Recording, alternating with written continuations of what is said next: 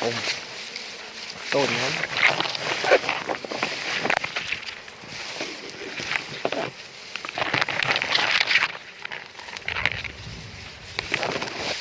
Các bạn Rồi, cáp á.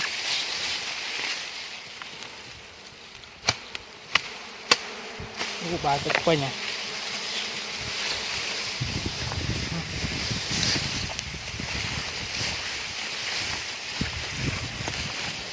Chia cố. Chùm rip xua bụng bài bóng ta kia. Ngày đây không rất mà bọc hăng lửa. Hay gì? Hăng lửa hay gì? Lúc mai nó hăng lửa. Không mình tên. Đấy nào kia. Hăng lửa nó. Chăm chút kia là cái này. Cho không được kia.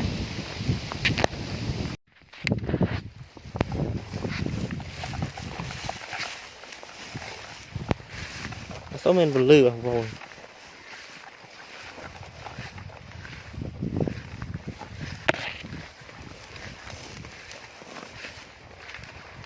Cho men giờ đầm muối pro mic mà. Sắp cho ba.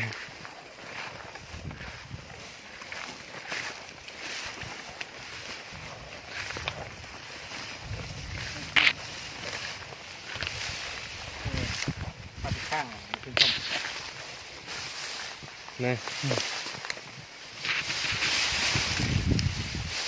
Vậy đấy. Thường. Được rồi. Lại.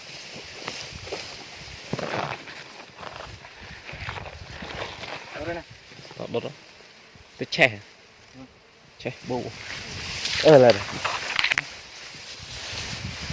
Cái khá mục ngọc.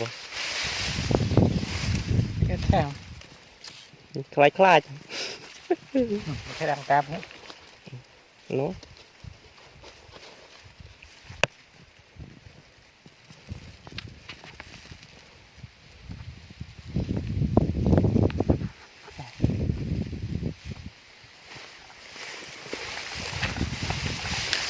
Ủa phá lắm. Cái cầm tốt ra che.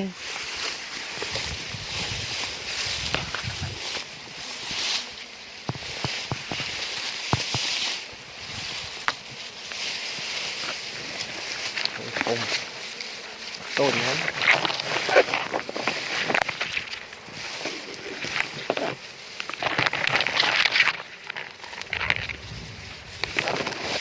Các bạn.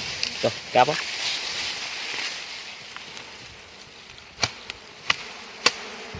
Bà chụp quay nha.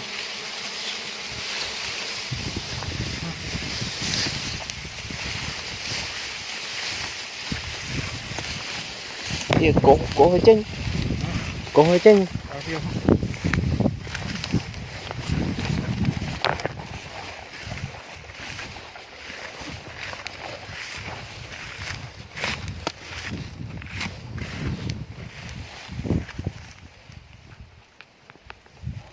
Không, bao thực bánh giá nè.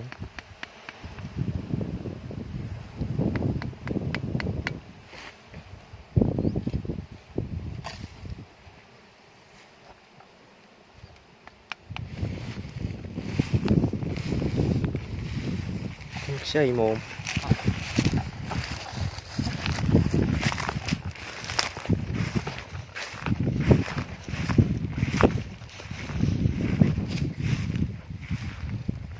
Này.